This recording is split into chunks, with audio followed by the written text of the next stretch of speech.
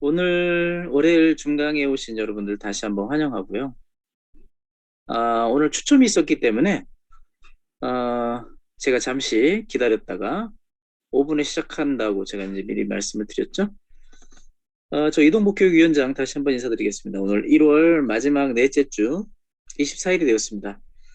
이제 다음 주부터 구정이다 보니까 여러분들하고 명절에서 또 뵈야 될 것 같기도 한데 아무튼 이번 주에 힘찬 월요일 이제 잘 시작하셨으리라고 생각이 됩니다. 오늘은 좀 특별한 순서로 여러분들에게 준비를 했습니다. 늘 듣는 그런 이야기가 아니라 오늘은 저는 좀 특집을 준비했어요. 자본주의와 돈이라는 제목을 가지고 말씀드리고자 합니다. 여러분들이 과거에 이런 내용을 EBS에서 들으셨을 수도 있습니다. 2021년 1월에 방영된 걸로 알고 있는데요. 자본주의와 돈이라는 주제를 가지고 다큐멘터리로 5주간에 걸쳐서 방영이 되는 내용 중에 하나를 제가 참고해서 오늘 강의의 대부분 내용을 여러분에게 말씀드리도록 하겠습니다. 우리가 지금 살고 있는 세상은 자본주의 세상이라고 하죠. 자본주의 세상에서는 결국은 자본이 제일 중요하고 자본이 곧 힘이고 권력이고 삶의 전부라고 해도 과언이 아닙니다. 자본주의 사회가 아닌 나라도 뭐 마찬가지죠. 이 돈이라고 하는 것은 우리의 삶의 일부를 떠나서 우리의 삶의 전부다라고 얘기할 만큼 중요한 것이 됐습니다. 자, 오늘은 그래서 여러분들이 자본주의 시대를 살고 있는 우리들이 자본에 대해서, 돈에 대해서 잘 알지를 못한다면은 당연히 우리는 힘든 삶을 살아갈 수밖에 없겠죠. 그래서 오늘 미약하나마 제가 여러분과 함께 이 돈에 대해서 자본주의의 어떤 흐름, 뭐 그런 것들에 대해서 방송이 되어진 부분을 좀 참고로 해서 여러분들에게 좀 말씀을 드리는 시간을 갖도록 하겠습니다. 여러분 흥미가 있으실까요? 여러분 흥미가 좀 있으셨기를 바라면서 제가 오늘 강의를 이제 시작하도록 하겠습니다. 우선 저희 크라우드와는 Opportunities for Everyone 매주 제가 이것을 보여드리는 이유는 모든 사람에게 기회를 주는 그런 회사임에도 불구하고 안타깝게도 너무나 많은 사람들이 크라우드원에서 기회를 사지 못하고 다른 곳으로 많이 눈을 돌리게 될 수밖에 없는 뭐 이게 어떤 현상인지 우리가 좀 같이 한번 생각을 해볼 필요가 있겠죠. 어, 회사의 문제이냐 아니면 우리 한국의 정서적인 문제이냐 아니면 우리 크라우드원을 하고 있는 우리 회원들의 문제이냐 이런 것들을 우리가 좀 한 번쯤은 생각해 봐야 될 필요가 있다고 저는 그렇게 늘 마음속에 담아온 이야기들이 있는데요. 오늘은 그래서 모든 사람에게 기회를 주는 회사인데 왜 모든 사람들이 이 기회를 활용하지 않을까? 그리고 이 기회를 마다하는 사람은 또 무엇이며 이 기회를 알게 된 사람들조차도 외면하는 이유가 무엇일까? 우리가 그런 거에 대해서도 우리가 좀 생각도 해봐야 될 필요가 있습니다. 자본주의와 그래서 돈이라고 하는 이 주제가 크라우드wan과 어떤 연관성이 있는지도 우리 한번 같이 생각해 보면서 여러분들에게 아무튼 좀 유익한 그런 사고의 전환이 이루어질 수 있는 그런 시간이 되었으면 좋겠다라고 하는 마음으로 제가 이번 강의를 준비를 했습니다. 그래서 이 세상은 항상 기회가 오지만 그 기회라고 하는 것은 계속 오지 않습니다. 그리고 한 번 온 기회를 잡지 못했을 때 우리는 결국 후회라고 하는 것을 남게 되고 결국은 우리 인생에서 그 좋은 기회를 제대로 잡아보지도 못하고 아마 마치게 되는 사람도 많이 있을 거라고 생각이 되는 거죠. 그래서 우리는 지혜롭게 한번 생각을 해봐야 됩니다. 우리가 지금 알고 있고 우리가 하고 있는 일들이 어, 굉장히 좋은 기회인데 우리가 그걸 잘 활용하고 있으며 그것을 통해서 우리가 충분한 이득을 보고 있는가라고 하는 것을 한번 생각해 볼 필요가 있겠죠. businessglove.com 여러분 잘 활용해 주시면 좋은 정보와 통찰력 그리고 의견이 제시된 그런 웹사이트라는 것을 제가 매주 말씀드리니까요. businessglove.com도 잘 활용해 주시기 바라고 오늘은 제 시간 관계상 businessglove.com은 더 이상 언급하지 않겠습니다. 자 그러면 EBS에서 방송한 시대탐구 대기획 5부작 큰 제목은 역시 자본주의였습니다. 이 자본주의라고 하는 큰 타이틀 아래 일부가 돈은 빚이다 이런 제목으로 방송이 됐는데요. 자, 돈이 왜 빚일까? 자, 오늘 그런 제목의 부제를 가지고 말씀을 한번 드려보도록 하겠습니다. 먼저 인류 역사 500만 년 됐다고 이제 많이 사람들이 믿고 있는데 이 500만 년이라고 하는 인류 역사, 뭐 저는 그렇게 생각하지 않습니다만은 저 500만 년을 하루 24시간으로 환산을 해봤을 때 자본주의가 출현한 시간은 과연 몇 시간 또는 몇 분에 해당될까요, 여러분? 혹시 여러분 게스 한번 해보시겠어요? 어, 24시간 중에 자본주의가 출현한 시간은 몇 시간 또는 몇 분일까요? 인류의 역사를 500만 년으로 나눴을 때 자본주의가 출현한 것은 몇 년 되었냐? 이런 질문이 되겠습니다.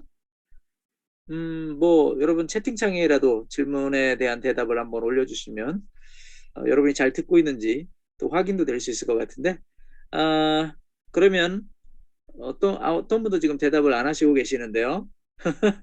좋습니다.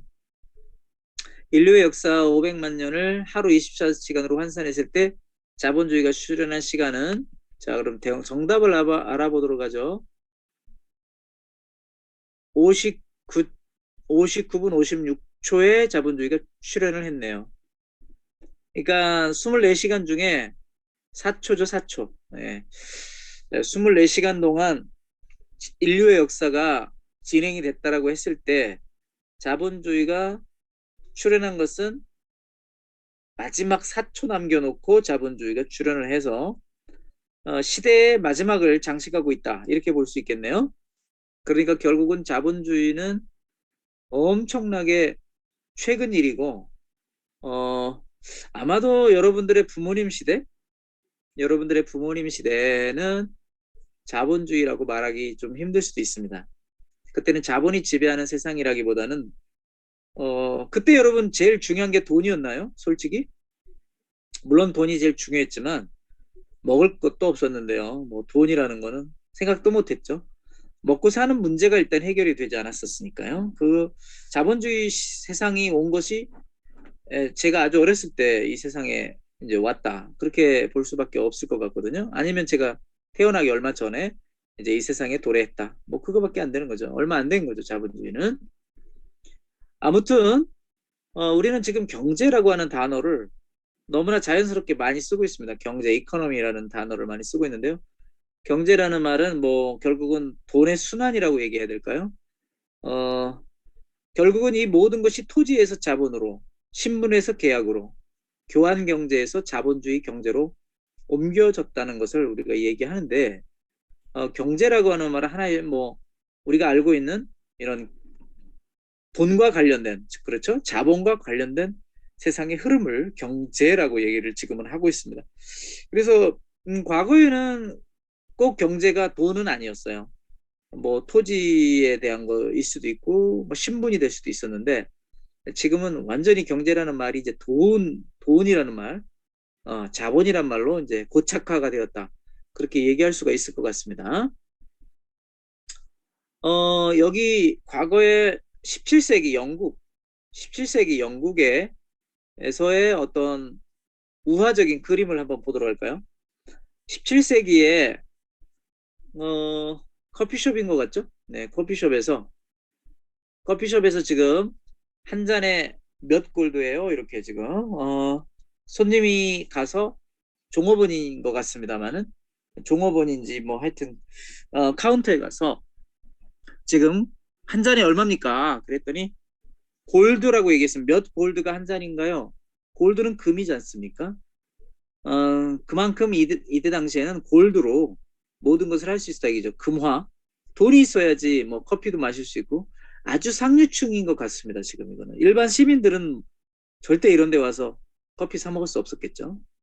금이 있어야 되니까 금이 있는 사람만이 여기 와서 이렇게 커피를 한 잔이라도 사 먹을 지금 앉아 있는 사람들을 보니까 전부 다 귀족 모양이죠. 여러분 알고 있는 음악가들 또 핸델이나 뭐 모차르트 같은 사람들 다 이런 모양을 하고 있는데 이게 다 가발이거든요.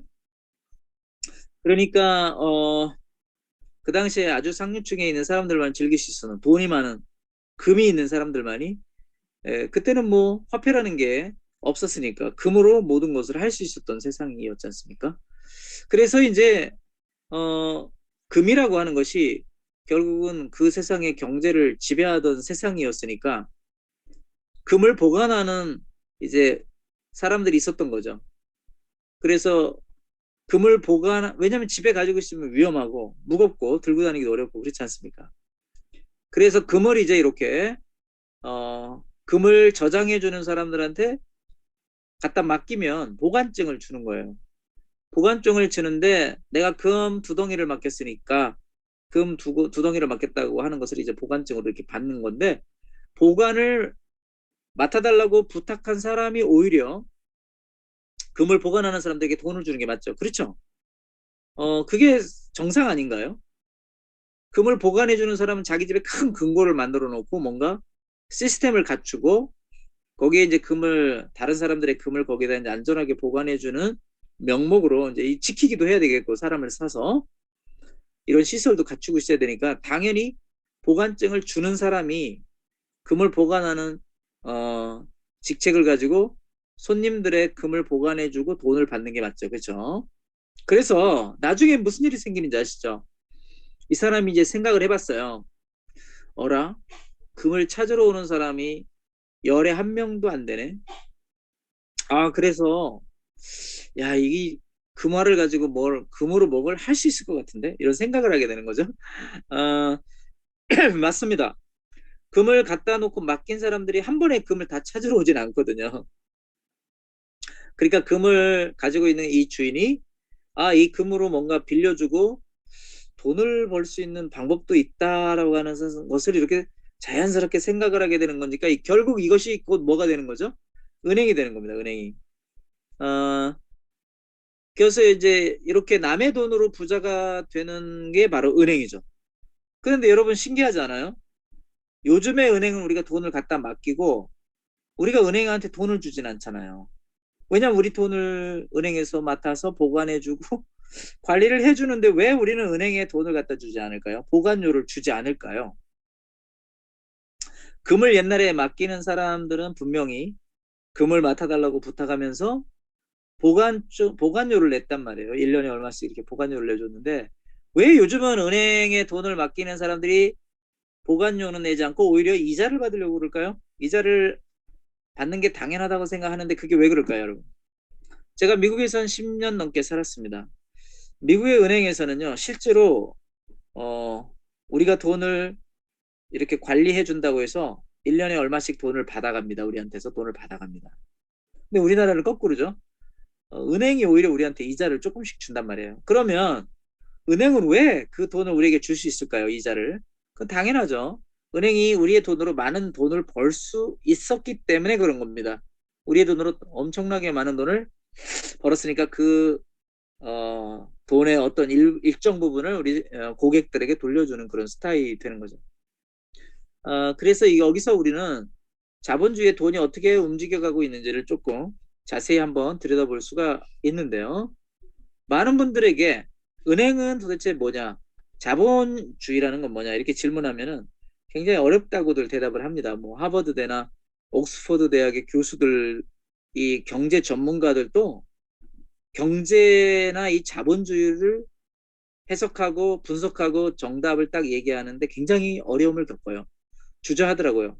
뭐라고 말을 해야 될지 몰라서 이런저런 말을 하는데 다 틀리게 말을 한단 말입니다. 아무튼 아까도 얘기했지만 금덩이를 이제 보관해 달라고 가져오는 주인들이 금을 다 한꺼번에 찾아가지 않는다는 것을 발견한 어, 보관 주인이 10%만 남겨놓고 나머지의 금덩이를 가지고 장사를 하기 시작한 거예요. 그 금을 남에게 빌려주고 이자를 받고 그걸로 다른데 이제 대출을 하고 그다음에 뭐 이렇게 투자도 하고 해서 돈을 벌 수 있는 이런 방법을, 이게 바로 은행이 지금 하고 있는 일이라는 거죠.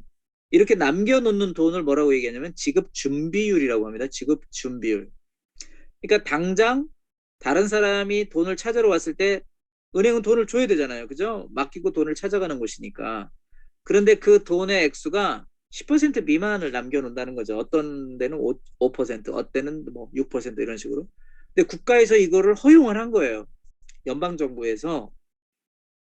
연방정부도 똑같습니다. 돈을 찍어내는 곳에서 돈을 받아가지고 연방정부도 연방정부도 어 1,000억을 만약에 돈을 찍어서 가져왔다면 그 중에 100억만 남겨놓고 나머지 900억을 가지고 모든 사람들에게 나눠주고 투자하고 이렇게 대출하고 하는데 쓰는 거죠. 이거를 지급 준비율이라고 그래요. 그렇기 때문에 결국은 돈을 찍은 것보다 훨씬 더 많은 돈이 어떻게 되냐면 내가 찍은 돈보다 훨씬 더 많은 돈이 유통이 된다는 거죠. 자, 어떻게 그렇게 되는지 그 원리를 한번 보도록 하겠습니다. 자, 5천억이라고 하는 돈이 만약에 발행이 됐다고 해봅시다. 5천억이라는 돈이 이제 찍혔어요. 돈을 찍어냈습니다. 그러면 실제로 이 돈은 얼마가 돼가지고 세상에 돌아다니게 될까요, 여러분? 5천억의 돈이 실제로는 얼마가 될까요? 여러분 놀라지 마십시오. 6조 20억입니다. 6조 60억, 6조 60억이라는 돈이 돼서 돌아다닙니다. 그러니까 무려 10배가 넘는 돈이 12배가 되는 돈이 되어서 돌아다닌다는 거죠. 적어도. 그러니까 그게 왜 그러냐면 아까도 얘기했지만 준비금, 지급 준비율이 10%밖에 되지 않기 때문에 나머지는 계속 유령의 돈이에요. 유령의 돈. 그러니까 여기 그 예를 들어서 보여준 이 도표에 보면 이제 한국은행에서 5천억이라는 돈을 찍었다고 해봅시다. 그래가지고 A라는 은행에다가 갖다 줍니다. 그러면 이 은행에서 사과은행에서는 이 5천억이라는 돈을 가지고 누군가에게 빌려주겠죠. 그러면 그 A라는 사람이 5%의 지급 준비율 250억만 남겨놓고 4,750억을 다시 다른 은행에 예금을 합니다. 그럼 이 은행에서도 역시 3.5% 166억의 돈만 남기고 다 이 돈을 방출해버리고 이런 식으로 계속 돌리고 돌리고 돌리다 보면 실제로 돈은 5천억이 발행이 됐는데 시중에 돌아다니는 돈은 6조가 넘는 돈이 움직이는 돈이니까 여기서 이런 말이 나오는 거죠. 돈이라고 하는 것은 컴퓨터상에 존재하는 하나의 숫자에 불과하다는 말이 여기서 나오는 겁니다. 실제로는 없는 돈이에요. 실제로는 5천억밖에 없어요. 돈이라고 하는 게. 그렇죠. 5천억이라는 돈밖에 안 적었는데 어떻게 6조라는 돈이 있을 수가 있겠습니까? 그런데 이 원리 때문에 은행이 가지고 있으면 되는 돈이 고작 10% 미만의 돈만 있으면 얼마든지 나머지 돈으로 대출도 하고 빌려주고 투자도 할 수 있는 이 구조가 정부에서 전 세계 모든 은행이 다 이런 식이기 때문에 결국은 찍어낸 돈보다 12배가 많은 돈이 세상에 지금 돌아다니고 있다는 것입니다. 그렇기 때문에 이 돈은 사실상은 컴퓨터에 있는 숫자에 불과한 그런 돈이 되는 거기 때문에 어느 한순간에 이게 다 물거품이 될 수도 있죠. 그러면 만약에 그 돈을 5천억이라는 돈을 실제로 만약에 한꺼번에 누가 찾으러 온다면 많은 사람들이 한꺼번에 그 돈을 찾게 된다면 어떻게 되겠어요? 당연히 은행은 파산하게 되는 것일 수밖에 없는 거죠. 자, 그래서 하버드 대학교 역사과 교수도 똑같은 얘기를 하고 있죠. 금융 시스템의 돈이라고 하는 거는 눈에 보이지 않는 단지 컴퓨터 화면에 입력된 숫자로만 존재합니다. 이렇게 얘기했습니다. 실제는 돈이 아닌 거예요. 그렇기 때문에 아까 우리의 제목에서 돈은 빚이다라고 하는 말이 나오는 겁니다. 5천억을 찍었더니 돈이 6조가 되는 돈이 빚이 돼서 지금 남아있는 거예요. 누군가는 그 돈을 다 빌려갖고 누군가는 그 돈을 갚아야만 되는 상황이 된 거잖아요. 그렇죠? 엄청난 빚으로만 지금 존재하는 숫자가 되는 것입니다. 그래서 거기에다가 이 콘트라 TF라는 유명한 또 학자가 있었습니다. 이 사람이 말하기를 경기라고 하는 것이 54년에서 60년 단위로 좋아졌다가 나빠졌다가를 반복한다는 것을 발견했어요. 하나의 주기로 돈이 경제가 한 50년 좋아졌으면 한 25년 정도 좋아졌으면 한 25년 정도 나빠지고 이렇게 50년 주기로 돌아가더라는 거죠. 30년 좋아졌다가 30년 나빠지고 이런 식으로. 예, 그래서 이것을 콘트라 TF 곡선 또는 파동이라고 부릅니다. 그러니까 지금 2000년대에는 내려가는 곡선이에요. 지금 2000년대 지금 내려가는 곡선이고 그래서 여러분과 저가 굉장히 힘든 겁니다. 지금 올라가는 곡선에 있었을 때는 조금 낮죠. 근데 지금은 내려가는 곡선 2000년대부터 내려가고 있어요. 지금 내려가고 있고 그러면 2020년이나 2030년쯤 되면 다시 올라갈 수 있다는 예상을 해보는데 많은 학자들은 지금 그렇게 얘기하죠. 이게 5천년 만에 처음 찾아오는 경제 위기라고 얘기합니다. 그러니까 이 곡선대로 안 될 수도 있는 거예요. 그동안은 50년, 60년 이렇게 주기로 올라갔다 내려갔다를 계속 반복을 했지만 이번에는 5천년 만에 찾아온 위기라고 얘기하는 거 보니까 이게 계속 앞으로 100년 이상 내려갈 수도 있다. 이런 위기 상황을 지금 맞은 거죠. 그런 위기 상황 속에서도 역시 잘 사는 사람은 잘 살아요. 상위 한 5%? 뭐 그러나 실제로는 0.0000001% 사람만 계속 잘 돼가고 있죠. 제가 매번 말씀드렸던 그 바로 부유층과 하류층의 그 갭이 빈부격차가 너무 심해요. 초양극화라고 얘기했죠. 저희가 초양극화라고 하는 것을 말씀드렸는데 그 초양극화가 너무 반복이 되는데 지금 너무 그게 심화가 돼가지고 0.00001%만 잘 살게 되고 나머지는 다 지금 무너져 내리는 그런 현상을 돋보이고 있다. 그렇게 볼 수 있거든요. 그래서 여기 보시면 이제 시대별로 한번 보겠습니다. 제1순환 1780년대부터 1840년대까지 방적이나 제철 증기기관 이런 것들이 좀 이제 발견이 되면서 올라갔다가 다시 이제 쭉 떨어지죠. 그리고는 1840년대에서 다시 유기화학 증기선 증기기관차가 발견되면서 또 좀 올라가고 그러다가 또 떨어지죠. 1880년대 최악을 하고 다시 자동차, 석탄, 화학, 전신전화가 발견되면서 다시 이제 상승세를 보이다가 1920년에 제3순환으로 다시 하락을 하게 됩니다.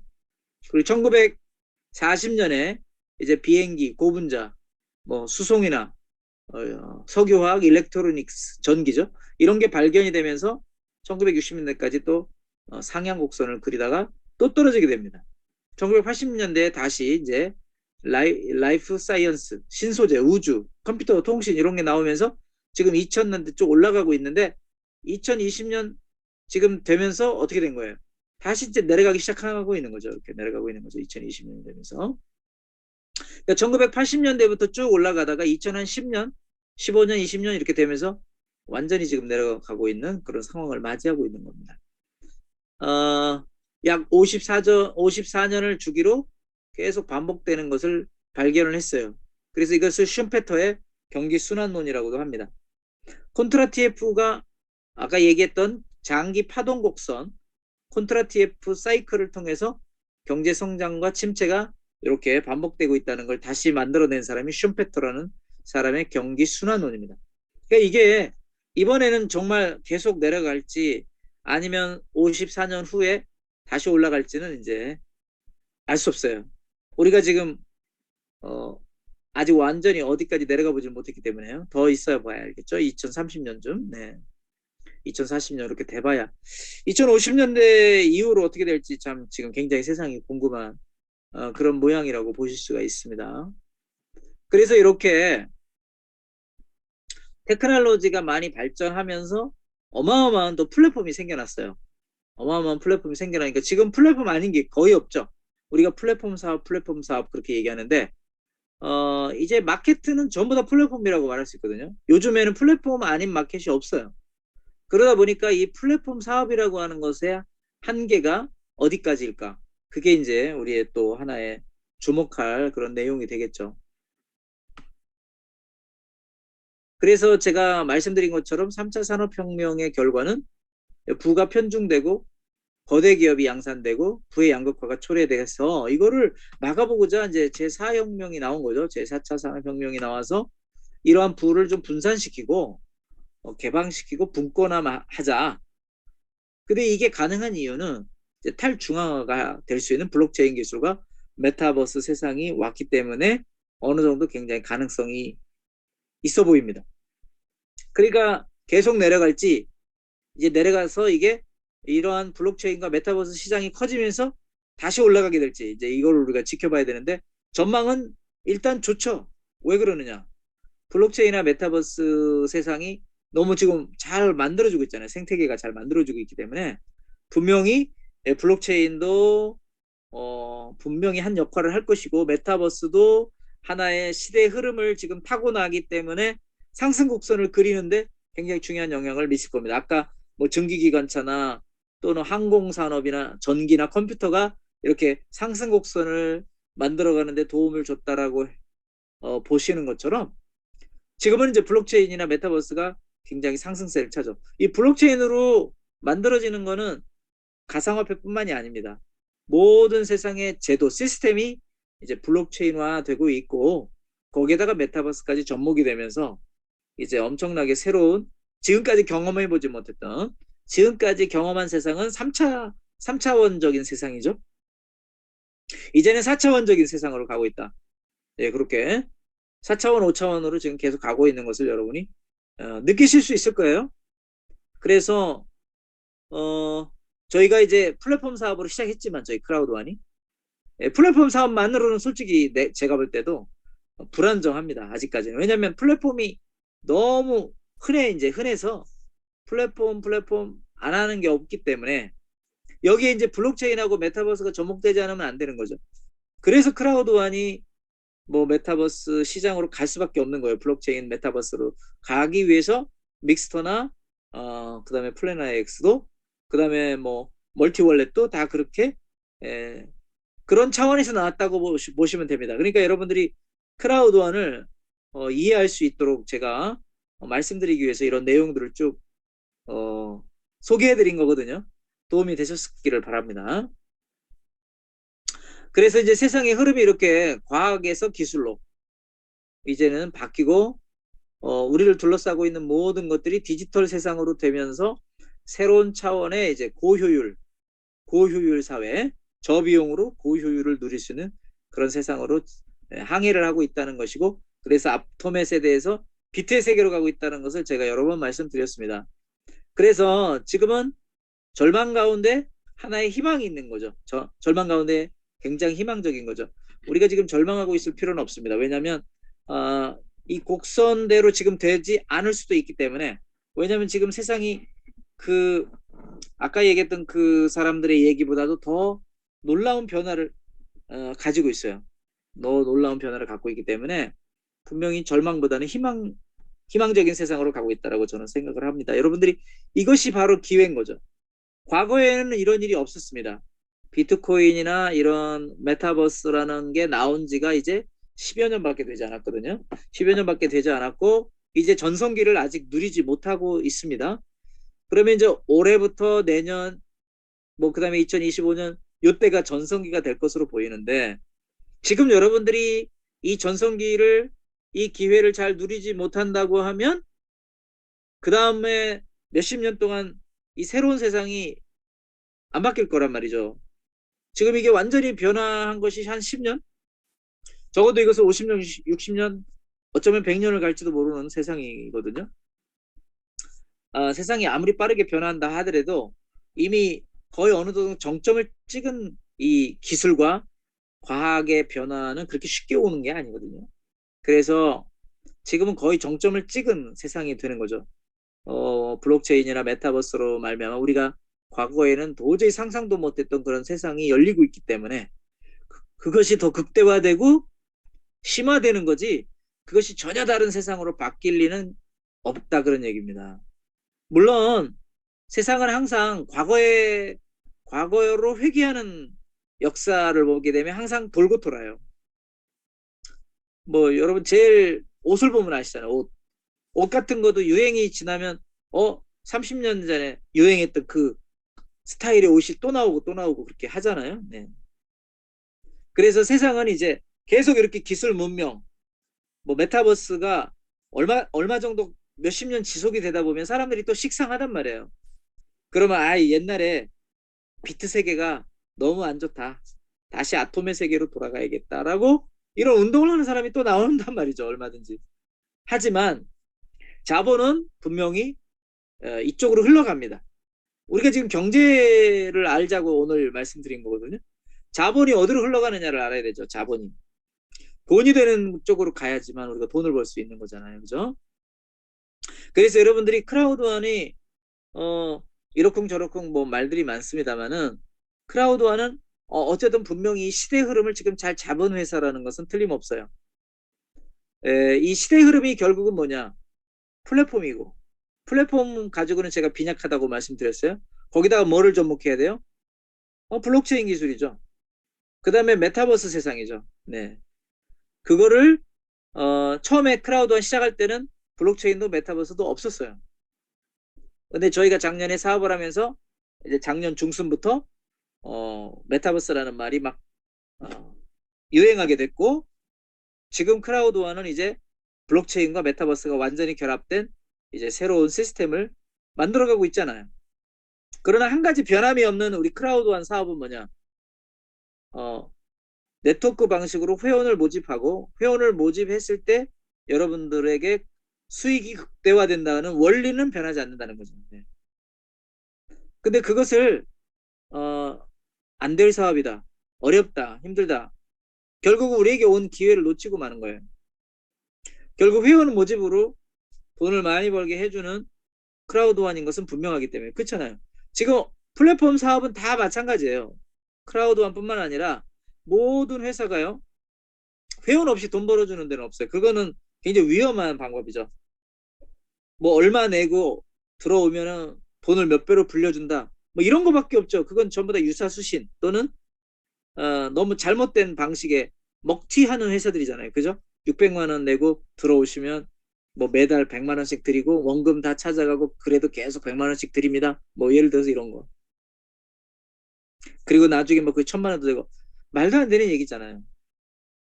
결국 그렇다면은 초창기 멤버들만 돈 벌고 나중에 들어가시는 분들은 다 돈을 잃어버리고 돈을 못 찾게 되는 그런 이상한 회사가 되고 마는 거죠. 크라우드와는 그런 사업이 아니라는 겁니다. 크라우드와는 작은 돈 15만 원이죠. 이 15만 원으로 계속 회원을 모집함으로써 서로가 서로에게 도움을 주는 거예요. 서로가 서로에게. 물론 나중에 들어오신 분이 처음 들어오신 분보다 돈을 못 버는 건 맞아요. 그렇죠? 그건 어쩔 수가 없어요. 이 세상의 원리가 그러니까.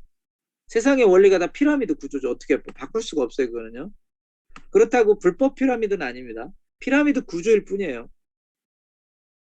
맨 밑에 있는 사람이 맨 위에 있는 사람보다 돈을 더 많이 벌어가게 해주는 그런 일은 있을 수가 없어요. 그거는 원리적으로도 맞지 않아요. 물은 위에서 아래로 흐르는 거지요. 그걸 거꾸로 흐르게 할 수는 없잖아요. 그렇기 때문에 일단은 먼저 시작하신 분은 당연히 돈을 뭐 더 버는 건 맞잖아요. 늦게 오시는 분보다. 근데 늦게 오시는 분이 돈을 못 버는 건 아니란 말이죠. 먼저 오신 분들도 극점에 도달하면 돈을 더 이상 안 주잖아요. 나중에 오신 분도 더 열심히 해가지고 똑같이 극점에 도달하면 똑같이 되는 거예요. 돈이 똑같이. 그쵸? 네. 그렇기 때문에 크라우드와는 어느 정도 공유 경제가 실천될 수 있는 그런 좋은 바탕을 가지고 있다라고 말하는 것입니다. 모든 사람이 돈을 벌어갈 수 있도록 하기 위해서 극점을 만들어 놓은 거죠.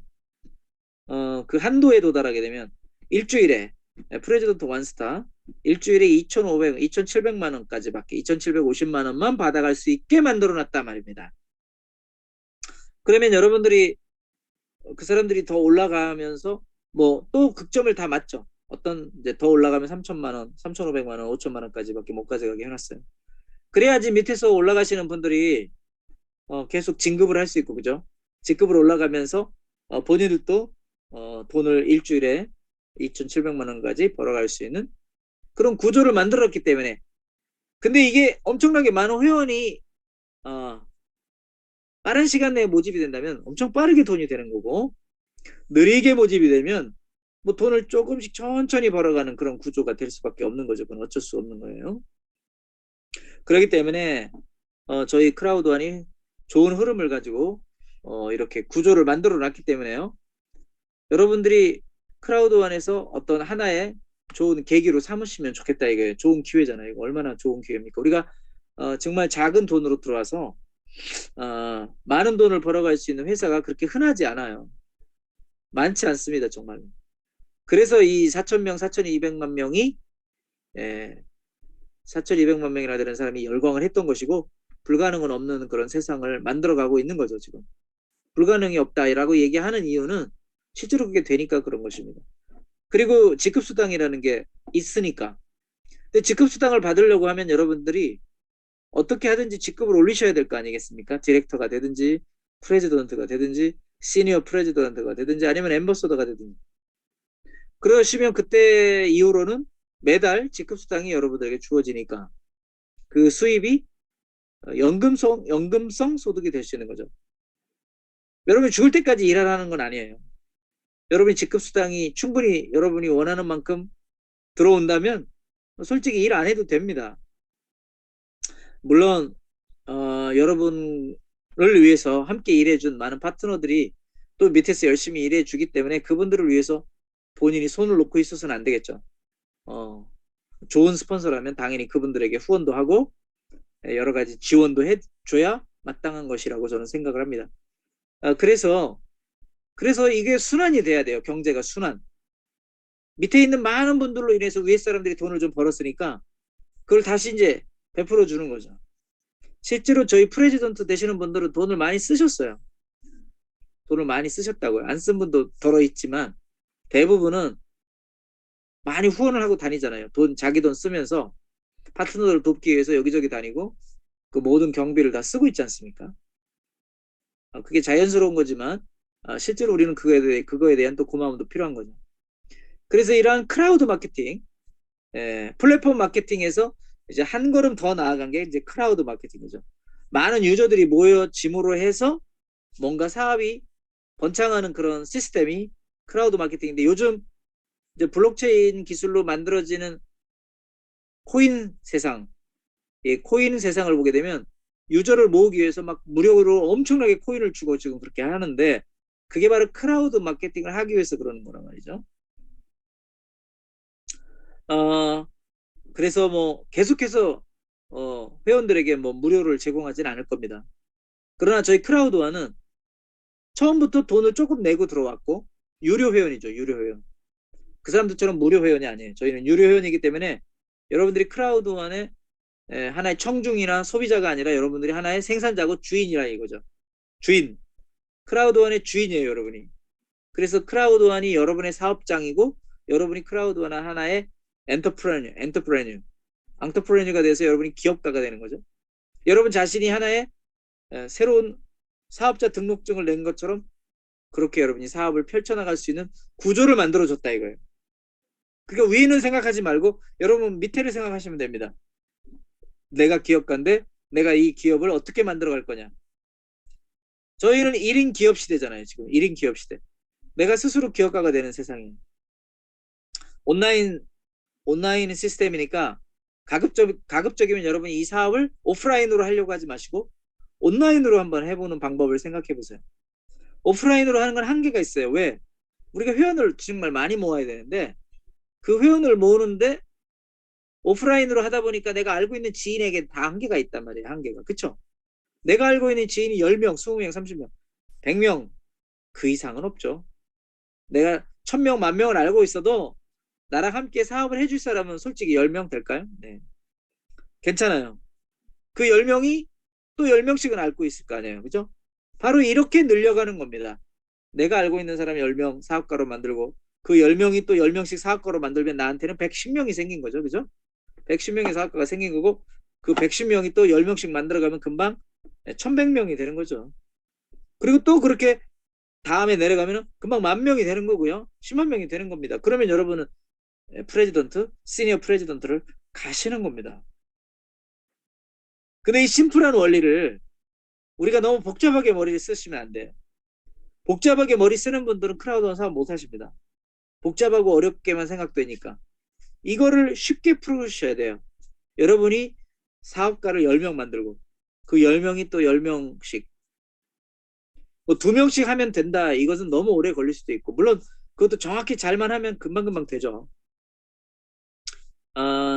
그래서 여러분들이 정말 이 사업을 폭발적으로 일으키시려면 여러분을 믿어주고 이 사업을 정확히 이해하는 사람 10명이 있으면 돼요. 물론 단 2명으로도 가능해요. 여러분이 충분히 저는 이제 또 하나 오늘 여러분에게 짚고 넘어가고 싶은 것이 여러분이 정말 이 사업을 충분히 이해하십니까? 여러분들이 이 크라우드원 사업을 잘 하시려면은 첫째는 여러분들의 결심이 중요한 거예요. 어떤 결심일까요? 이 회사를 통해서 내가 정말 돈을 벌어보고 싶은 마음이 있느냐? 여러분이 이 회사를 왜 선택하셨습니까? 왜 가입하셨어요? 왜 가입하셨는지 그 이유를 한번 다시 찾아보자고요. 여러분들이 이 사업을 만난 이유가 단지 누군가가 여러분을 억지로 끌고 와가지고 이거 돈이 되는 사업이야. 좋은 사업인데 한번 해볼래요? 하기 싫은데 그 사람의 얼굴을 봐서 체면을 봐서 가입해 준 건가요? 그렇게 하셨어도 괜찮아요. 하지만 그 사람은 사업을 안 할 겁니다. 제 생각에. 계속 그 윗사람이 해주기를 바라겠죠. 그건 사업이라고 볼 수 없어요. 정말 사업을 하실 분은 내가 와보니 이 사업이 정말 될 사업이다. 내가 하고 싶다. 해야 된다. 이런 마음이 확실히 드는 사업인지를 먼저 한번 따져보자 이거죠. 안 그러면 여러분 이 사업은 안 돼요. 진도가 안 나가요. 여러분이 마음이 벌써 그러는데 무슨 사업이 되겠습니까? 이 사업에서 정말 내가 돈을 벌고 싶은가? 이 돈을 벌 수 있는 회사인가? 중요한 건 나로부터 모든 게 시작된다고 제가 말씀드렸습니다. 나로부터 내가 하면 되는 거예요. 내가 정말 물론 우리가 해도 안 되는 일이 있어요.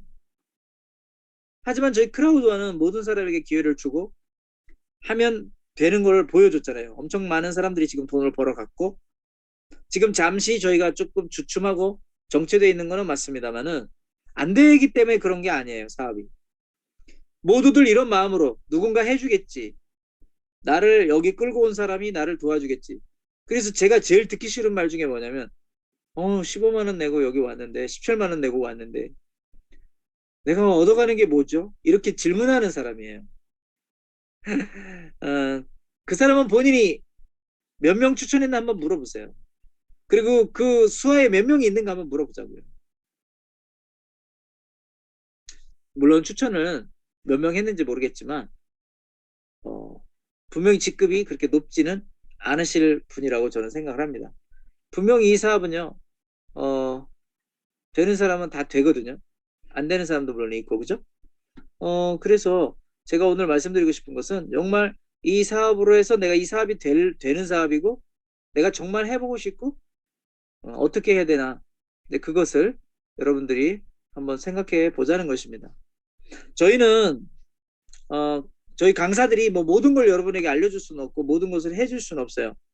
저희들은 그냥 동기부여를 해주는 사람이죠. 회사의 어떤 문제를 해결해 주는 사람도 아니고 저희가 안타깝게도 그렇습니다. 많은 분들은 저희들에게 많은 질문을 하시는데 저희가 조금 더 알고 있다고 해서 회사가 어떤 어려움이 왔는데 그거를 우리가 다 해결해 주는 게 강사들은 아니에요. 저희 강사들은 그냥 교육을 담당하는 사람들이고 여러분들에게 동기부여를 주고 영감을 주고 일을 잘 할 수 있는 아이디어를 주고 정보를 주는 사람들이죠. 근데 많은 분들은 저희한테 와서 해결을 받으시려고 그러시더라고요. 물론 답답하시고 힘드시니까 그러신 건 이해하겠습니다만은 그것은 정작 회사에 문의를 하셔야 돼요. 회사가 그런 창구를 충분히 열어놨잖아요. 열어놨어요. 서포트 그 팀이 있고 IT 부서가 있기 때문에 여러분들이 얼마든지 거기다 문의를 해서 해결을 받을 수 있도록 모든 창구를 열어놨기 때문에 그런 것들은 여러분들이 좀 이해를 해주시고 저희가 다 할 수가 없는 부분이라는 것도 다시 한번 말씀드릴게요.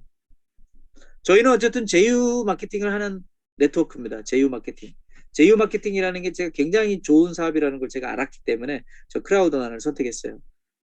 크라우드원은 유저를 모집하면서 많은 제휴 회사들에게 이 모집된 회원들로 하여금 그 회사의 제품을 쓰게 함으로써 서로가 공유하는 경제, 윈윈 하는 정책을 가지는 게 저희 크라우드원이죠. 그렇죠? 네.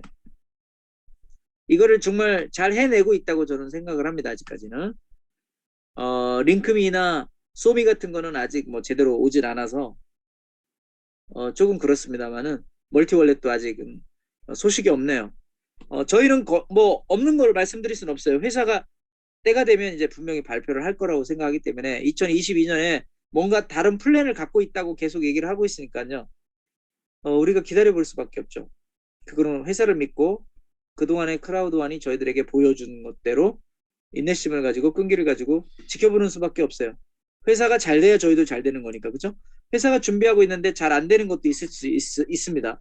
기업체를 운영한다는 것 자체가 어려운 세상이거든요. 지금 경쟁이 너무 많기 때문에 크라우드완이 독보적인 존재라고 할지라도 크라우드완을 넘어뜨리려고 하는 사람들도 많고 이런 기업을 경쟁하는 사람들도 많이 있기 때문에 물론 저도 멀티월렛이 빨리 나와서 우리 크라우드완이 생각했던 것이 빨리빨리 이루어졌으면 좋겠어요. 솔직히 저도 답답합니다. 왜냐하면 멀티월렛 나온다고 한 지가 언젠데 아직까지 안 나온다는 거는 솔직히 제가 교육위원장으로서 뭐 여러분들에게 어, 저희는 회사가 얘기한 대로만 전해주는 것 뿐인데도 불구하고 꼭 저희가 책임을 져야 되는 것처럼 그런 생각이 들거든요. 저는. 왜냐하면 회사가 멀티월렛 곧 나온다 했기 때문에 저희도 곧 나옵니다라고 얘기했던 거잖아요. 카이캐시 곧 나옵니다. 어, 그렇게 회사가 말했으니까 저희도 말하는 거거든요. 근데 멀티월렛 나온다고 한 지가 벌써 6개월은 된 것 같아요. 제가 봤을 때. 그러면 이거를 저희가 어, 그때 당시에 몰랐으니까 미래를 볼 수 없었으니까 저희도 6개월 뒤에까지 안 나올 걸 알았으면 제가 그렇게 얘기했을 리가 없죠. 6개월이 될 때까지 안 나오니까 저 속이 타요. 제가. 빨리 나와서 속 시원히 내가 말했던 것처럼 우리가 말씀드린 것처럼 이루어지면 얼마나 좋아요. 네? DPN도 이렇게까지 안 될 줄 누가 알았겠습니까? 그런데 그런 문제가 우리 뭐 리더분들이 노력을 안 해서도 아니고 회사가 조금 생각보다 너무 안일하게 처리하는 것 같아서 좀 화가 나긴 하는데 지금 그런 부분을 뭐 저희가 여기서 속 시원하게 어떻게 해결해 드리겠냐 말이죠. 저도 답답하고 힘든단 말이죠. 네. 그래서 회사가 말한 대로 멀티월렛이 나와가지고 막 애플페이, 구글페이 연동되고 DPN이 착착 진행이 돼서 뭐 주식이 팔려 나가고 이러면 크라우드 지금쯤 어마어마한 사람들이 또 회원으로 오지 않을까? 그죠? 네. 빨리 됐으면 좋겠네요. 우리 다 같이 한번 어, 바라보자고요. 네. 그래서 저도 답답한 심정으로 이렇게 제가 일주일에 한 번씩 여러분에게 강의를 하면서도 뭔가 해결되고 새로운 게 좋은 게 나오고 막 이러면 제가 얼마나 신나겠어요. 근데 답답한 마음으로 올 때는 참 마음이 저도 무겁습니다. 여러분들에게 좋은 소식을 들려드리고 싶은데 뭐 제가 하는 게 아니니 어떡하겠습니까? 저는 그냥 중간에서 전달하는 역할만 하는 사람이니까요. 아무튼 우리에게는 조금의 인내심과 끈기가 좀 필요한 그런 때가 아닌가 합니다. 물론 믹스터 플러스는 예정대로 이제 올 초가 되면 나올 거라고 이제 말씀을 했으니까 여러분들이 좀 여러분 기다려 보자고요. 믹스터가 오면 이제 블록체인 생태계 검증된 게임 메타버스로 진행이 될 거라고 생각이 되기 때문에 이더리움 호환의 블록체인 폴리곤과의 파트너십이 만들어진다고 하잖아요. 네. 마인도를 가지고 좀 마음을 우리가 또 좀 더 좀 잡고 라이프 트렌즈도 잘 우리가 이용을 해서 앞으로 여행도 많이 좀 다니고 그런 세상이 왔으면 좋겠다라는 그런 생각은 항상 제가 갖고 있습니다. 어, 이제 항공권도 이거 제가 몇 달째 얘기하고 있는지 모르겠는데 회사에서 뭐 열어줘야 되는 거지 제가 어떻게 말하겠습니까, 그죠? 아무튼 모든 게 지금 점점 좋아지고 있는 거는 확실하니까 우리가 조금만 더 인내를 해요. 지금 믹스터에서 1월 31일 전에 게임 하시면 이렇게 선물 한번 추천 받아서 받을 수 있죠. AP 점수는 여러분들 꾸준히 잘 모아 주시기를 다시 한번 바라고요. AP 점수 3점이 무조건 있어야지만 모든 직급 수당이라든가 뭐 크라우드 보너스라든지 매칭 보너스가 원활하게 작동을 하게 됩니다. 로열티 포인트도 매일매일 좀 받으시고요. 로열티 포인트가 저도 없어졌다가 다시 돌아왔어요. 제 점수가 다시 돌아왔어요. 어, 로열티 포인트도 앞으로 이제 적립돼서 많은 쓰임을 받을 거라고 생각되고 로열티 포인트 랭킹도 여러분들이 올려놓으시면 좋은 혜택을 많이 보실 거라고 생각을 합니다. 제일 답답한 부분은 역시 DPN이죠. 이 DPN. 정말 이 DPN은 너무 많이 속을 썩이네요. 그래서 이것 때문에 많은 분들이 등을 돌리는 것 같은 느낌이 들어서 저도 너무 안타깝거든요. 근데 회사에서 열어준 게 거기까지니 어떡하겠어요. 엠버서더들한테 얘기해도 뭐 그렇게밖에 얘기를 안 해주니까 회사에서도 더 이상 다른 얘기가 아직은 없고 어쨌든 2월 1일까지는 연장을 해줬으니까요. 그때까지라도 우리가 좀 잘 해봤으면 좋겠고 세상에서 가장 큰 NFT 기반 게임이 된다라고 하는 이 사실을 다시 한번 여러분 기억하시면서 끝까지 오늘 추첨이 있었죠. 오늘도 추첨이 있었는데 그 추첨을 저도 갔더니 바로 끝났더라고요. 바로 끝나서 저도 추첨은 못했는데 에, 뭐 그거는 다음 주에 또 하면 되겠 것 같고요. 우리 홈페이지가 옛날엔 이런 모습이었다가 최근에 모습이 확 바뀌었어요. 어, 플래너 X죠? 플래너 X가 이렇게 굉장히 멋진 모습으로 여러분들이 가지고 있는 목록, 입찰가, 들어오는 입찰, 본인의 목록, 여러분들이 거래했던 이력, 그 다음에 구매한 팩들이 이렇게 순서대로 나열이 되어 있습니다. 그래서 여러분들이 하나씩 하나씩 다 보시고 아직 민팅이 완전히 안 끝나신 분도 계시는데 저도 그렇고 민팅도 이제 1월 말까지 거의 될 것으로 보입니다. 회사가 굉장히 빠르게 이 부분은 굉장히 빠르게 진행된다고 얘기하니까 여러분들이 플래너 X는 정말 굉장히 많은 좋은 일이 일어날 것으로 생각이 되고 있거든요. 오늘 밤에 추첨이 있었고 또 앞으로 추첨은 계속됩니다. 그래서 여러분들이 추첨해도 뭐 NFT뿐만 아니라 여러분들 추천권이 있는 분들은 오늘은 지나갔고요. 그 다음에 이제 다음번이 언제냐면 금요일 날 오전 9시더라고요. 금요일 날 1월 28일 오전 9시에 13번 10만 장 추첨이 있으니까 그때 참석하시고 그 다음 주 월요일도 있습니다. 10번 그 다음 주 월요일 날 8번이군요. NFT 특별 추첨이 있네요. 제가 강의하는 9시에 다음 주 월요일 날에 있겠습니다. 그래서 여러분들이 NFT를 하나라도 받아 놓으시면 굉장히 좋습니다. 지금 토큰 시세를 보실 수 있는 웹사이트는 굉장히 여러 군데가 있으니까요. 여러분 그렇게 한번 보시고 그 다음에 마지막으로 여러분 지금 2월 1일까지 계속 랭크 부스터 50% 프로모션 계속하고 있죠. 이거는 3월 1일까지 영향을 미치는 프로모션이니까요. 그 다음에 YT에서 블랙 되는 것도 계속 지금 진행이 되고 있고 랭크 부스터 프로모션 30%도 계속 지금 진행이 되고 있고요. 피어러블 로스도 2월 1일까지 다 연장이 됐습니다. 모든 게 다. 매주 제가 말씀드리는 거기 때문에 오늘은 이 부분에 대해서는 더 이상 말씀드리지 않고 이제 여러분들이 크라우드완을 여러분들이 좀 더 잘 이해할 수 있는 계기가 됐으면 좋겠고요. 이제 이번 주도 화요일, 목요일, 토요일 최윤섭 강사님이 또 토요일 날 오랜만에 돌아오셨습니다. 그동안 코로나로 굉장히 고통을 많이 겪으셨는데 어쨌든 건강한 모습으로 돌아오셔서 너무 반갑고요. 아직도 완벽하게 건강하진 않으신데 여러분들이 마음으로 같이 기도해 주시고 화요일, 목요일, 토요일 9시에 중강의가 계속 있으니까 여러분들이 강사님들이 그 제가 못하는 부분도 다른 강사님들이 또 채워주시고 하기 때문에 여러분들이 빠지지 말고 참석하시면 많은 도움을 받으시리라고 생각을 합니다. 오늘은 저는 여기까지 여러분들에게 강의를 하고 내일 9시에 우리 다른 강사님을 통해서 또 좋은 강의 들으시기를 바라겠습니다.